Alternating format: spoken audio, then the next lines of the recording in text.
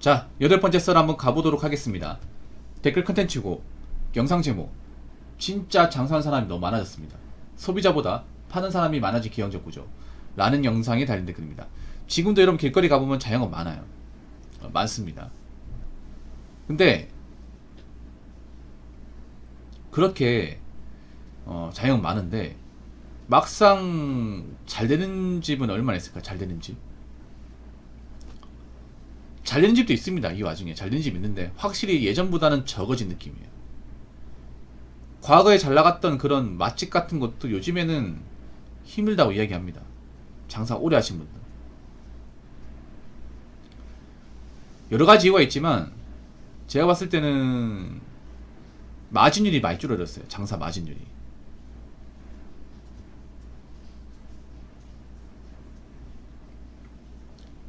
그러니까 뭔가 팔아도 많이 안 남아요. 진짜 많이 안 남아요. 뭐 배달 장사 하시는 분들 마진율 한 10% 중반대까지 보더라고요. 쉽게 말해서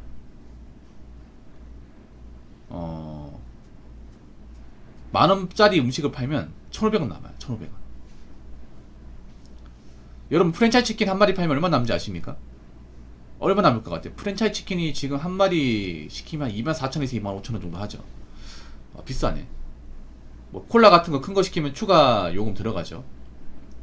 보통 프랜차이즈 치킨 시키면 치킨 한 마리에다가 무 그리고 500ml짜리 콜라 이게 국룰이잖아요. 젓가락 2개, 머스타드 소스 딱 이런 게 들어가지 않습니까? 근데 이게 한 25,000원 정도 할 거예요. 프랜차이즈 치킨 정도로 기준으로 말씀드리면 배달까지 포함하면 거의 3만원 육박합니다. 근데 이런 치킨 한 마리 팔면 얼마나 남을 것 같아요? 저도 어디서 봤는데 한 3,000원 조금 남습니다. 3,500원인가? 한 마리 팔면. 일반 소비자들은 이렇게 생각하잖아요. 아니 이게 치킨 너무 비싼데 이거 팔면 업주 많이 남는 거 아니야? 금방 부자 되겠네? 이렇게 생각하는 사람도 많을 거예요. 근데 막상 이거 떼고 저거 떼고 해서 손에 쥐는 거 시치고 들어오는 거나 3,000원 중반. 마진율이 정말 떨어지죠. 정말 떨어져요, 여러분. 그러니까 요즘에 뭐 음식 장사 해가지고 마진 높은 거는 없어요, 이게. 네, 없습니다. 네, 저분 약간 마탱이 갔는데 번호리 한번 줄게요.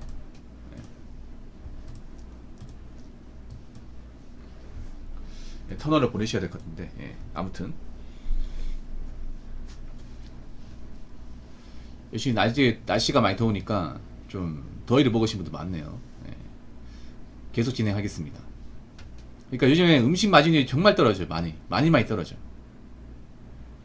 뭐 여러 가지 이유가 있겠지만 가장 큰 이유가 이제 배달 플랫폼의 좀 폭리 같은 것들. 예. 그 배달 플랫폼에 이제 그런 좀 수수료를 너무 많이 떼가 이게. 예. 이것저것 이제 갖가지 이유로 수수료를 많이 떼갑니다. 특히 프랜차이즈 같은 경우에는 이제 본사에서 이제 주는 그 원재료 가지고 음식을 만들어야 되는데 굉장히 비싸게 받죠 이게. 예. 사람들이 이거 잘 모릅니다. 예. 프랜차이즈에서 이제 자사에서 이제 공급받는 그 기름이나 재료를 써야 되거든요. 치킨 같은 경우에 이제 자사, 그러니까 이제 프랜차이즈 그 자회사에서 운영하는 업체에서 이제 납품받는 치킨이나 양념을 써야 돼요. 근데 진짜 비싸요 이게. 시중보다 더 비싸요 이게. 프랜차이즈한테 계약이 뭐냐면 무조건 자사에서 주는 공급해주는 재료만 써야 됩니다. 그거 안 하면 계약 위반이에요. 그래서 그 재료비 굉장히 비싸게 받습니다. 거기다가 이제 뭐 전기세, 수도세 이런 것도 나가니까.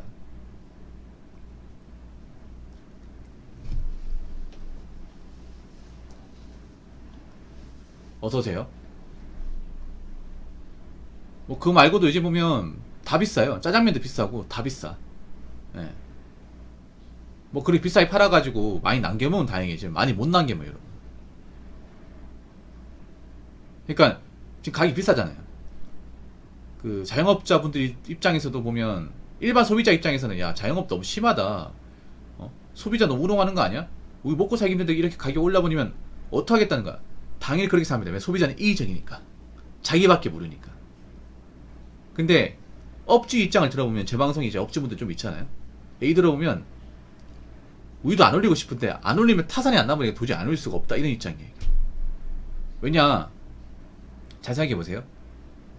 전기세도 오르고 수수세도 오르고 각종 종합소득세나 부가세도 오르고 최저시급도 오르고 원자재 값도 오르는데 똑같이 팔 수는 없어요, 이게. 그렇지 않습니까? 똑같이 팔아라는 건 소비자 입장이고, 장사라는 업질 입장에서는 지금도 많이 안 남는데 똑같이 팔아면 적자예요, 적자. 아니, 장사가 돈 벌려고 하는 건데, 맞잖아요. 돈 벌려고 이제 많은 돈, 그 전재산 이제 갖다 넣어서 하는 건데, 남기지 못한다면 누가 장사합니까? 맞잖아요. 일들은 힘든데, 쉬는 날도 없는데, 생고생 하는데 해. 그 고깃들 입장 맞추겠다고 부담된다고 가격 안 올려버리고 동결시켜버리고 만약에 새가 빨리 장사하는데 그럼 남는 게 없어요. 그럼 뭐하러 장사합니까? 그렇지 않습니까? 여러분 한번 상식적으로 생각해봐. 그 자영업자들이 비싼 이제 창업비 치르면서 왜 장사할까요? 그 리스크 감수하면서까지. 여러분 같으면 생각해봐. 프랜차이즈 하는데 보통 1억 5천에서 2억 사이 되잖아요. 큰 돈이잖아요. 굉장한 돈 들어간단 말이야. 아니, 생각해봐. 일반 취업하는 거는 창업비가 게 없잖아요. 투자금이라는 게 없잖아. 투자금 캐하고 자격증 딸 때 그 응시료, 체크함, 이게 다잖아요. 그렇지 않습니까? 교통비, 이게 다잖아요. 정장 뭐 처음 살 때 그 초기 자문 들어가는 거고, 정장 한번 사놓으면 내가 살찌지 않는 이상 계속 면접 갈 때마다 입고 다닐 거 아니야. 뭐 정장이 한 10벌, 20벌 삽니까? 아니잖아요. 한두 벌 괜찮은 거 사놓고, 그럼 면접 100군데, 200군데 왔다 갔다 거릴 거 아니야. 맞잖아요. 그때만 입잖아, 이게. 합격하면 안 입잖아. 일반 취업하신 분들은 맞잖아요.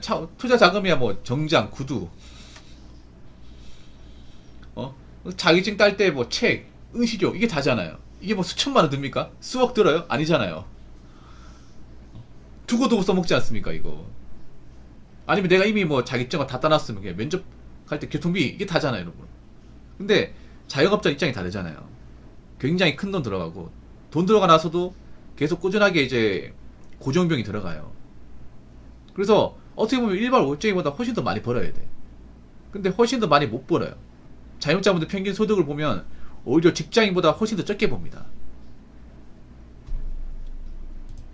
그러면 실제로 정말 장사가 잘 되고 많이 남겨먹는 집은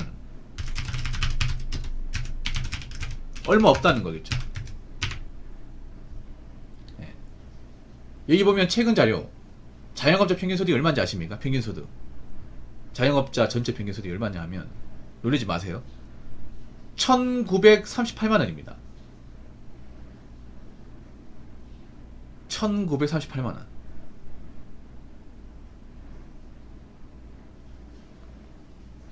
좀 나쁘게 말하면 알바만도 못해요. 알바만도. 물론 잘 버는 데 있습니다. 잘 버는 데. 그러니까 자영업 안에서 이제 소득분이 상위 0.1%는 뭐 10억 이상 번다고 하지만 0.1이면 가게 1000개 중에 1개, 1000개 중에 1개. 존포 1000개 중에 1개. 1000개 중에 1개가 뭐 10억 이상 번다고 하지만 나머지는 일반 월정이보다 못하다는 거죠. 그래서 지금 힘드신 분들 많으니까 하면 안 됩니다, 지금. 앞으로 제가 봤을 때 자영업은 정말 경쟁력이 없으면 이 단골 고객들 관리 제대로 못하면 더 힘들어져요.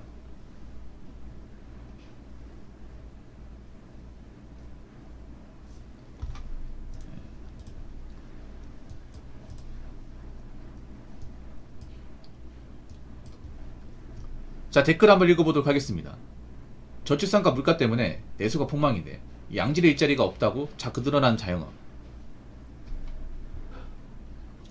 양질의 일자리는 없어요, 여러분. 앞으로 더 없을 거야.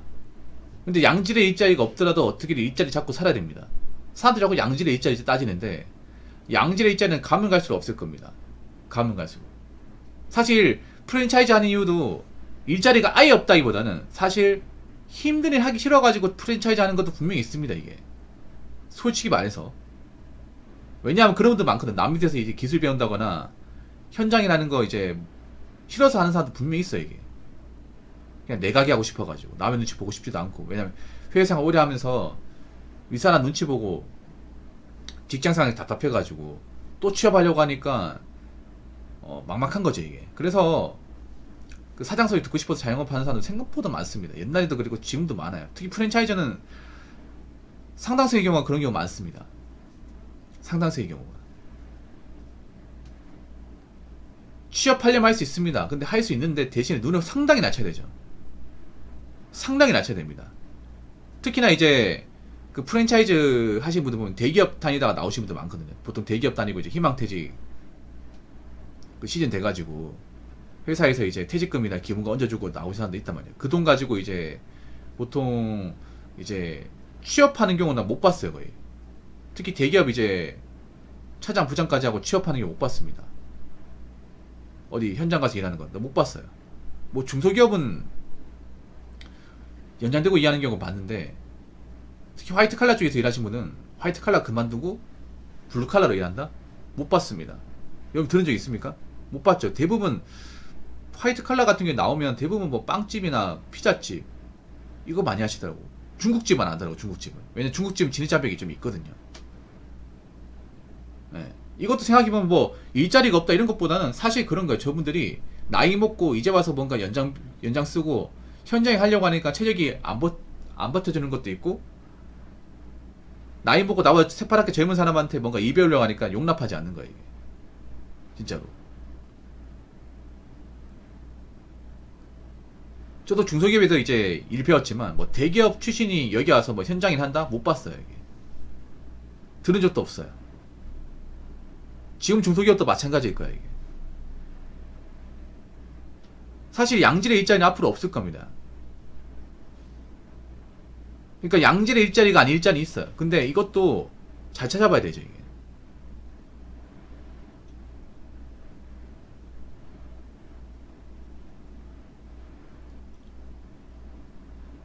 그렇기 때문에 자꾸 양질의 일자리 하시면 안 돼. 앞으로 더 없어집니다. 앞으로 더 없어져. 양질의 일자리가 아니라 그냥 일자리가 없어져. 일자리가.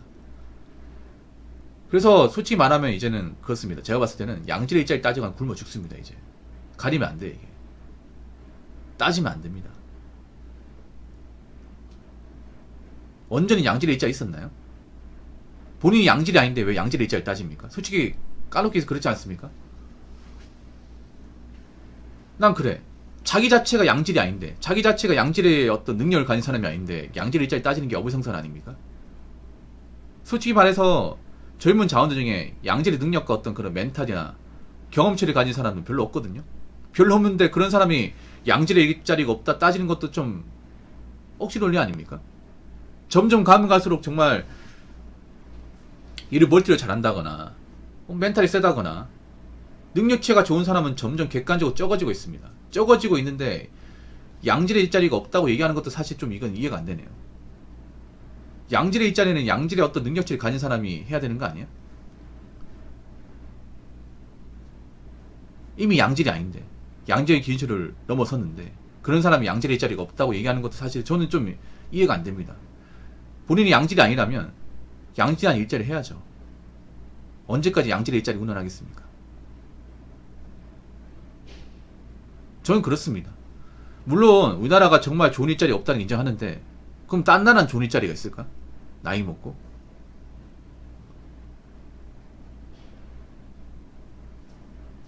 그래서 저는 그렇게 생각합니다. 나이 먹었으면 재고 따지면 안 됩니다. 재고 따지면 따질수록 할 게 없습니다. 물론 자영업이 정말 할 게 없으니까 하는 사람도 있습니다. 근데 아직도 보면 프랜차이즈가 많은 거 보면 아직도 대한민국은 나이 먹어서 뭔가 이제 일자리 따지고 하는 사람도 분명히 있습니다. 그래서 앞으로 자영업 보면 프랜차이즈도 망하는 거 많이 생길 거예요. 그러면 자꾸 이것저것 가리고 따지면 안 될 겁니다. 이제 뭐라도 해야 될 겁니다. 뭐라도 해가지고 본인의 어떤 입지를 리쳐야 될 겁니다. 경험치를 쌓아 나가야 될 겁니다. 자, 이상으로 8번째 썰 마치도록 하겠습니다.